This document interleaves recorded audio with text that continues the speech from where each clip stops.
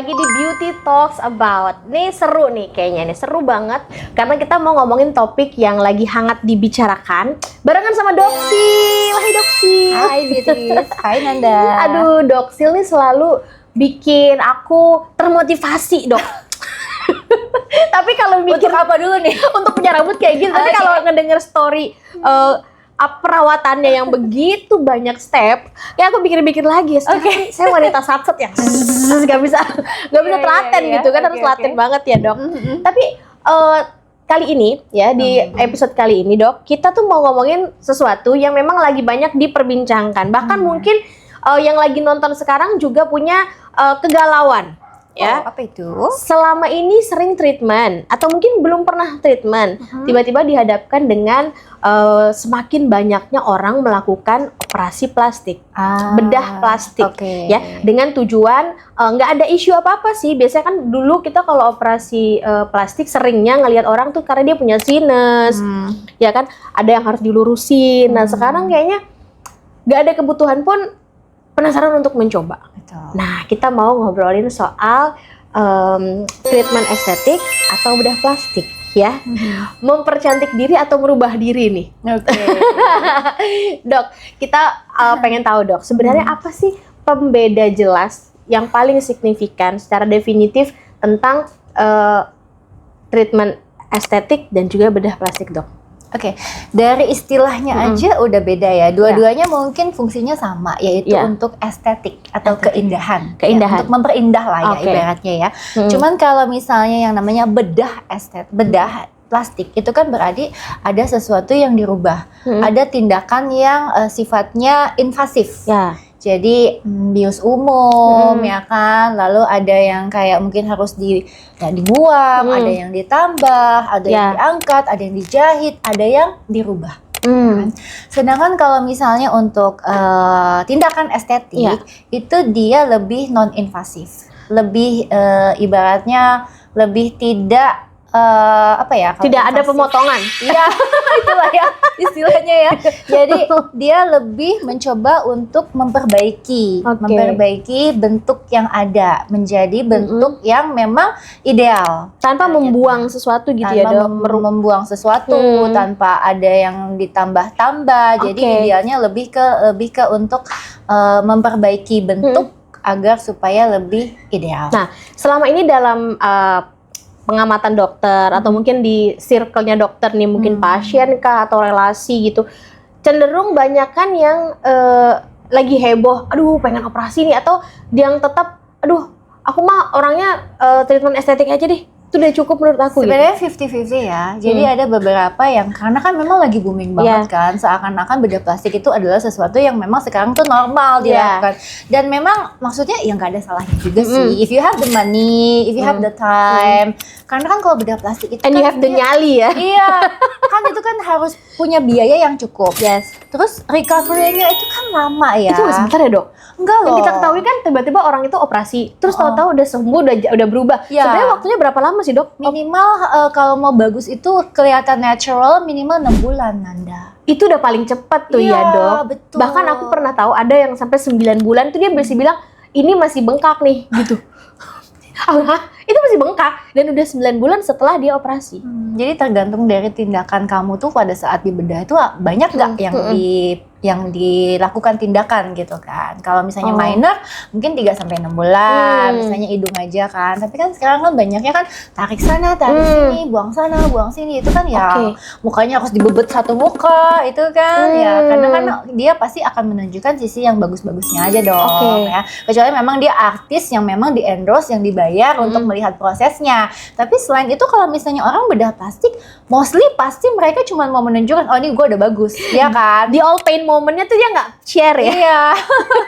Dan itu yang membuat orang-orang pengen banget nih, tahu-tahu udah lihat dia ada mancung, dia ada berubah gitu kan. Akhirnya orang pikir yaudah deh aku juga mau. Tapi dia nggak tahu secara keseluruhan apa sih yang dilewatin si orang ini sampai udah berubah seperti itu.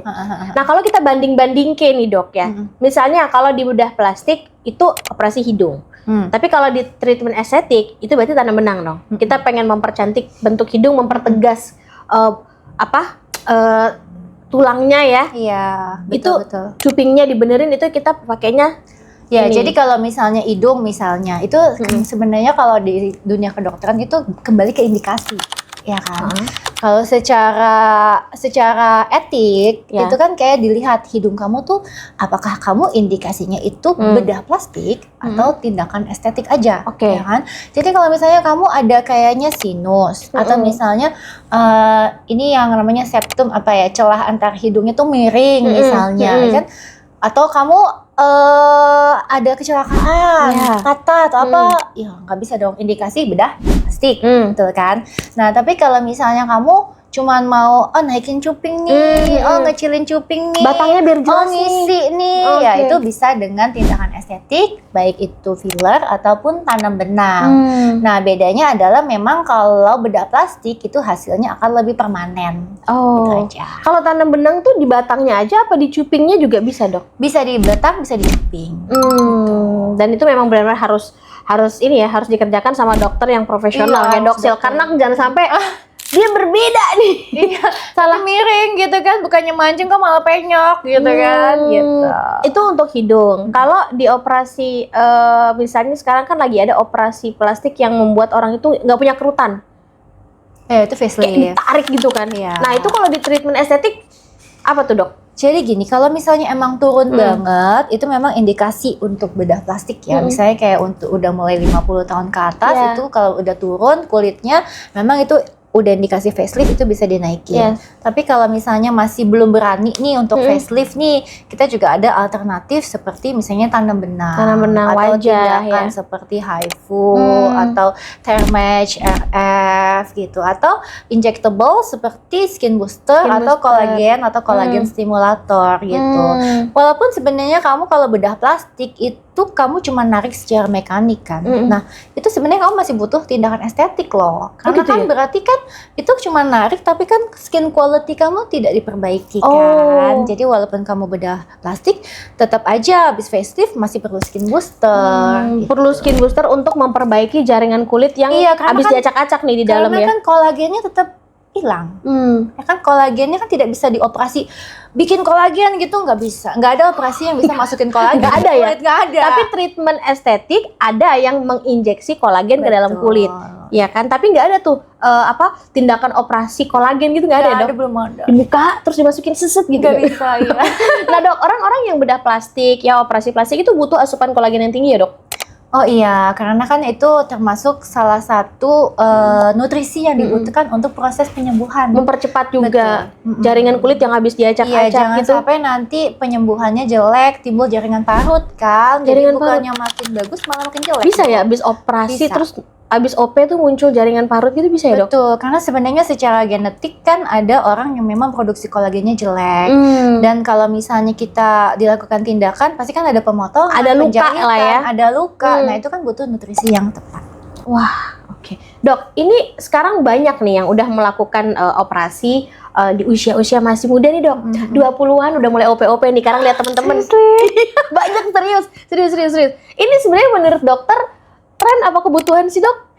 Kalau 20 sih tren ya kayaknya. Kecuali mungkin beliau kayak ada kecelakaan tadi yang aku sebutin, mungkin ada indikasi atau mungkin secara genetik mungkin dia ada bibir sumbing atau apa, itu mungkin indikasi ya. Tapi kalau misalnya cuman ngikutin maksudnya tidak ada indikasi apapun, usia muda melakukan tindakan bedah plastik, itu sebenarnya bukan indikasi. Potong dahi, Dok. Oh my god, ada loh yang kayak gitu, maksudnya ngerasa nggak bisa pakai poni aja. Iya, maksudnya nggak area dahinya tuh mungkin dianggap terlalu lebar ya. Terus akhirnya dipotong untuk dikecilin supaya kayak punyanya boneka Barbie kan, dia agak kecil terus diisi sedikit. Dipotong. Kan sebenarnya treatment estetik juga ada kan, Dok, buat ngisi bagian-bagian yang menurut kita kayaknya dia agak cekung nih, ya kan? Iya, tapi itu biasanya untuk usia tua. Kan kalau usia tua kan memang dahi kita itu mengalami, tulang kita di wajah mengalami resorpsi atau ibaratnya kayak mengecil. Jadi akan ada area-area yang kosong, dahi yang tadinya bulat jadi bentuknya cekung, bergelombang. Lalu area temporal yang tadinya penuh terisi jadi cekung, kosong. Lalu pipi yang kayak Nanda nih masih keisi penuh. Karena ini memang karena pola makan ya. Nah, proses penuaan bisa mengakibatkan kita pipinya kosong juga gitu. Itu bisa diisi dengan benang, filler, dan kolagen. Kolagen ya, dibikin efek volumizing gitu ya dok. Volumizing. Kalau bedah plastik biasanya mereka mengisi lemak. Iya. Dari lemak dari kita sendiri atau dari kita sendiri? Jadi ngambil dari lemak bagian mana gitu dimasukin gitu ya. Betul. Ini ya kayak fat graft gitu ya dok? Iya, fat graft kalau bedah plastik. Oh kalau di bedah plastik gitu ya, dibuka terus cuma cari lemak. Kalau lemak-lemak bakso gitu nggak bisa dong? Kayak gaji-gaji gitu. Berani kak? Kayaknya akan dimakan deh itu ya. Iya kan nggak bisa ya dok ya lemak-lemak gitu. Nah kalau menurut dokter siapa sih yang membutuhkan prosedur estetika dok? Oke, yang butuh prosedur estetika sebenarnya tergantung prosedurnya apa ya. Sebenarnya prosedur estetika itu mulai bisa dilakukan pada umur berapa saja, yang penting ada indikasi. Facial biasa kalau remaja dia ada gangguan jerawat, tentu saja udah bisa dong facial peeling ya kan. Lalu kalau misalnya tindakan-tindakan yang memang sudah ada botox dok. Nah, indikasi penuaan dini ya kan. Usia berapa seperti sih kerutan? Nah, itu biasanya sih udah mulai di 30 tahun ke atas ya. 30 tahun ke atas. Dok, botox itu kan memasukkan sebuah zat ya ke dalam kulit, lebih ke otot ya dok ya? Apa saraf sih? Kalau botox itu dia memasukkan protein dari toksin botulinum yang dia fungsinya untuk mencegah gerakan otot. Oh gitu. Tapi dia ada efeknya nggak dok? Misalnya gini, dia nggak cuma sekedar menahan supaya kulit itu nggak kerut, nggak melakukan gerakan, tapi ada efeknya nanti kulitnya agak lebih muda gitu, agak lebih bagus. Sebenarnya kalau botox itu dia memang bekerjanya bukan cuma di otot, tapi juga di kelenjar minyak dan otot-otot halus yang ada di wajah. Jadi kalau misalnya kamu ada botox nggak? Kalau pernah botox itu pasti habis botox dahi itu langsung kelihatan nggak sih lebih kencang, lebih glowing. Iya, nggak bisa ngerutin alis gitu kan. Karena kan yang pertama kalau nggak ada garis kan berarti kan otomatis pantulan cahayanya lebih bagus kan. Yang kedua memang karena dia bekerja di otot-otot halus wajah, di kelenjar minyak, jadi sehingga mengakibatkan efek kulit menjadi terlihat lebih glowing dan lebih kencang. Kalau di wajah dok, yang boleh di botox tuh mana aja dan ada nggak yang nggak boleh? Basically semua otot di wajah itu boleh dibotox kalau ada indikasi. Indikasi itu apa? Indikasi botox itu yang pertama sebenarnya kalau ada kontraksi atau gerakan yang berlebihan dari otot. Seperti ada garis di dahi. Ini ngangkat-ngangkat alis gitu ya? Secara estetik nih kita bahas secara estetik ya, kalau secara medis lain lagi soalnya. Secara estetik misalnya ada garis di dahi, di antara alis kalau kita lagi mikir. Saat mengernyitkan wajah. Iya, terus kalau misalnya ada crow's feet di sini kalau ketawa atau kalau tutup mata. Nah, terus kayak Agnes Mo gitu ya kan, dia banyak juga. Kamu perhatiin aja ya dong. Banget. Lalu ada juga yang misalnya mau ngecilin cuping hidung. Lalu ada juga yang kalau misalnya memang dia otot rahangnya itu besar, itu kalau misalnya otot rahangnya besar itu kita bisa suntik botok di area rahang. Emang dia ngecilin dok? Iya, ngecilin otot rahangnya. Oh gitu. Sama kalau misalnya udah usia menua, kita biasanya lakukan injeksi botok juga di rahang bawah sampai leher. Biar apa tuh? Karena otot rahang bawah itu menarik wajah ke bawah. Jadi kita suntik biar memberikan efek lifting. Jadi itu kurang lebih area-area wajah secara estetik yang bisa dibotox. Jadi kalau menurut orang biasa seperti aku ya, aku melihat kayaknya treatment estetik tuh kalau menurutku kayaknya lebih aman gitu loh. Maksudnya lebih aman, lebih nyaman dan jauh dari resiko mencong kah, miring kah. Soalnya kan dia cuma sementara gitu ya dok ya. Dengan jangka waktu bisa 6 bulan, setahun, satu setengah tahun gitu kan untuk di-retouch kembali ya nggak sih dok? Betul. Karena memang kalau bedah plastik itu memang dia ada positif ada negatifnya. Sama dengan tindakan estetik juga sebenarnya ada positif atau negatifnya. Tapi secara garis besar memang tindakan estetik yang non bedah itu jauh lebih aman dan lebih nyaman di pasien. Ya, jadi gini dok, dulu kan ceritanya aku ketemu nih sama teman-temanku ya, dan mereka tuh sudah 1, 2, 3 orang melakukan rinoplasti. Emang sih beda banget, karena kan kita yang tahu persis ya seperti apa bentukan dia dari masih sekolah, terus akhirnya berubah. Nah, dari situ namanya perempuan kan penasaran ya dok, kayak gimana sih gitu kan, lu kemana sih, akhirnya dikasih kontaknya lah gitu. Cuman bagusnya juga si dokter ini ngejelasin dok, ini loh nanti yang akan dilakukan if you decide to OP hidung. Dia jelasin tuh. Yang membuat aku mengundurkan diri seketika dok, jadi tuh hidung tuh dibuka. Dibuka. Udah gak ada hidungnya di sana, dibuka. Terus baru dibenerin gitu, diisi tulang iga gitu. Terus ditutup lagi. Serem ya? Serem dong. Oh gini, ini overthinking kan? Dan kita kan gampang sekali melakukan overthinking ya, Dok. Tiba-tiba lagi dibuka gitu kan. Terjadi hal-hal yang nggak kita duga misalnya. Ya kan? Entah apa kek, gempa bumi kek, bencana alam kek, apa kek. Kita kan nggak bisa tahu ya, Dok. Tiba-tiba terjadi seperti itu, kan hidungnya belum sempat dipasang. Jadi nggak punya hidung dong ya? Iya, dan itu bagusnya si dokter tuh ngejelasin. Jadi dia kayak ngasih tahu juga, ini dokternya juga yang ngomong bahwa kalau emang kamu perlu misalnya ada sinus atau ada tulang hidung yang bengkok, silahkan lah sekalian tuh dicakepin gitu kan. Tapi kalau cuman karena penasaran lihat temen di arisan lakuin itu dan kepo, ya ini asal tahu dulu nih nanti prosesnya kayak gini nih. Dibuka, dimasukin ini baru tutup lagi. Aku gini, ya salah, gini nastar dong. Ada dari situ aku kayak langsung kayaknya nggak bisa deh. Kayaknya aku nggak perlu, nggak butuh, dan mungkin saat ini belum butuh ya gitu. Dok, pernah nggak dokter tuh nolak pasien? Jadi misalnya pasien datang, Dok, aku pengen treatment ini, Dok, treatment estetika ini, Dok. Terus dokter akhirnya memutuskan atau menyampaikan, aduh sorry, kayak kamu belum perlu gitu. Pernah nggak kayak gitu, Dok? Oh, sering dong.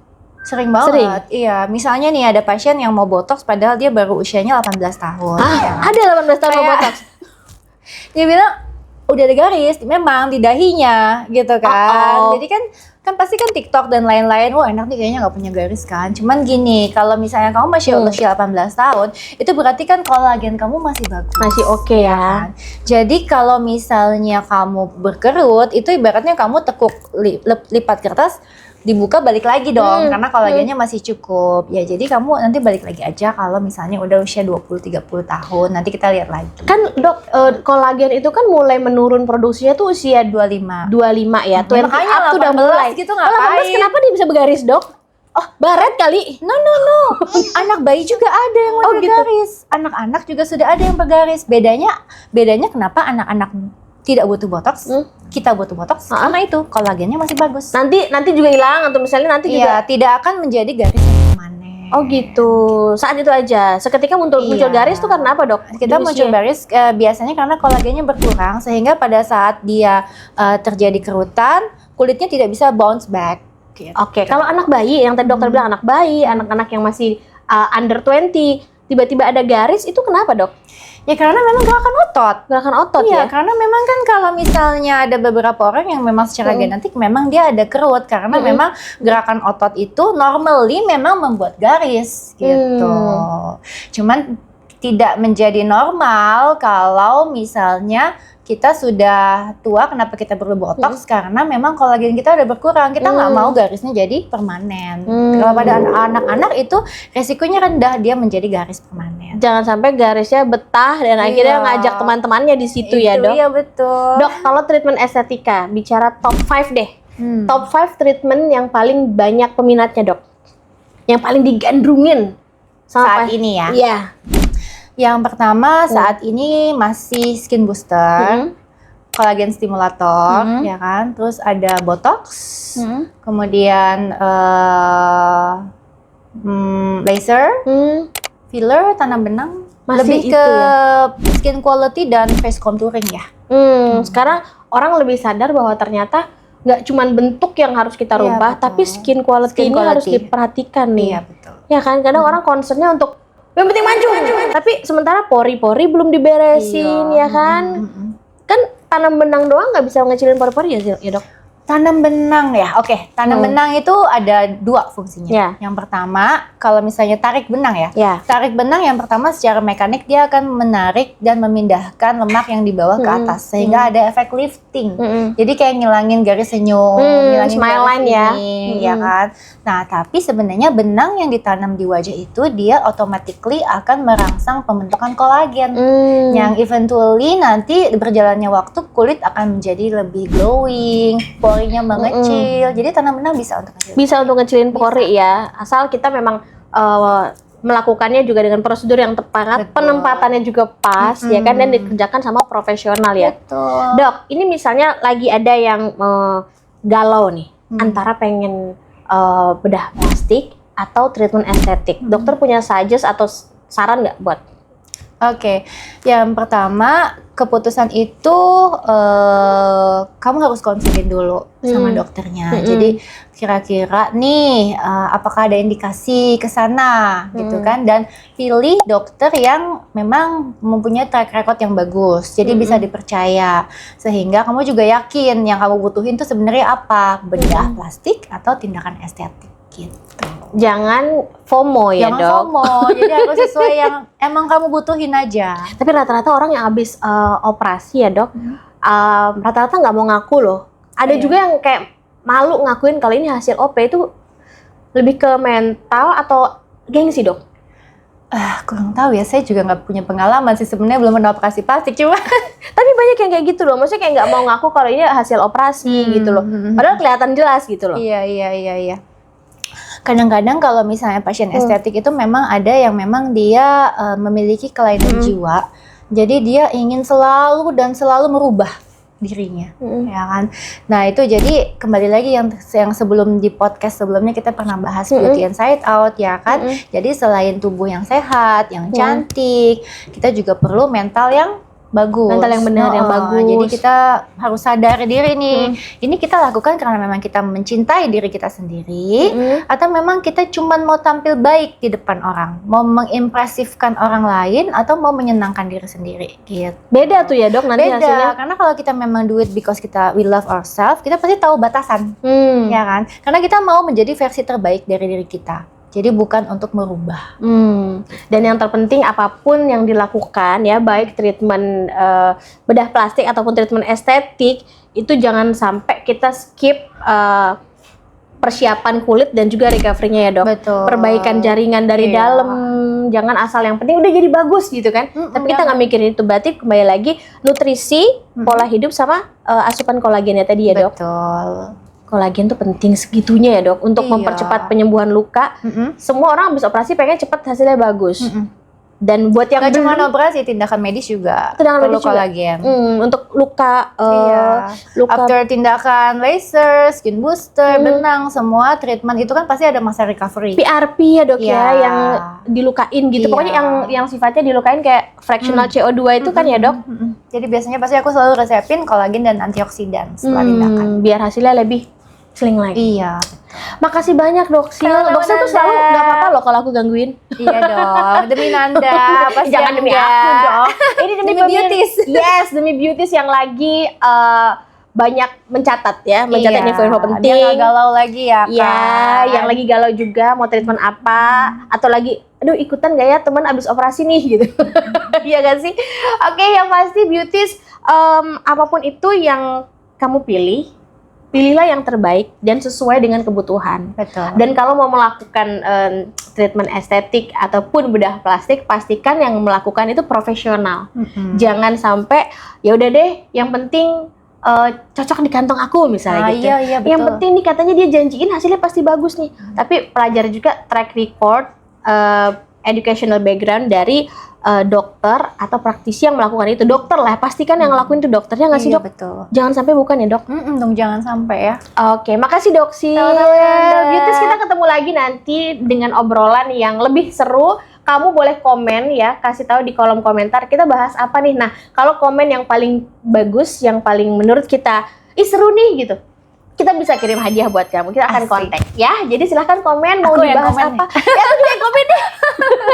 Silahkan mau bahas apa, bisa kasih tahu di kolom komentar. Mau nanya apa juga boleh, nanti kita jawab lewat topik atau pembahasan berikutnya. Dok Sil, makasih. Sama-sama, sukses selalu.